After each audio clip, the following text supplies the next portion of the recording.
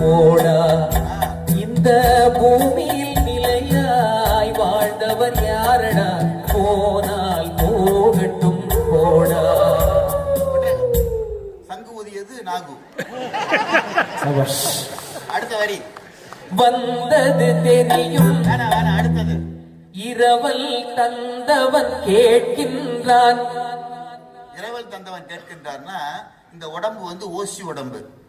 நாம என்ன நினைக்கிறோம், இட் பிலாங்ஸ் டு அஸ் இல்லையா? இல்ல இல்ல இல்ல, 75 வயசுல தெரிஞ்சு பேரும் ஓனர் வேலை ஆளுன்னு. ஏன்னா நீங்க சொன்னது எதுவுமே அந்த உடம்பு கேட்காது.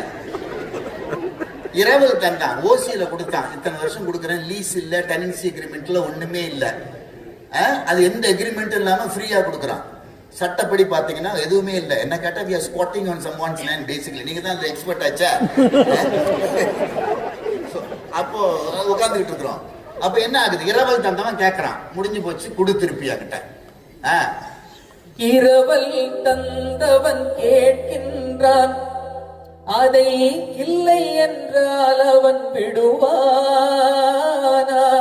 இல்ல முடியாது, நான் வராத ஐடியாவே இல்லை, நான் 100 வருஷம் இருந்துட்டு வரலான்னு இருக்கிறேன், நான் இவ்வளவு ஷேர் மார்க்கெட்ல போட்டுட்டு இதெல்லாம் நான் அனுபவிக்க வேண்டியிருக்கு, கொண்டாட்டி பள்ளியெல்லாம் இருக்குன்னு எனக்கு எக்ஸ்டென்ஷன் கொடு, நான் மெதுவா தான் வருவேன் அப்படின்னா விட மாட்டான்.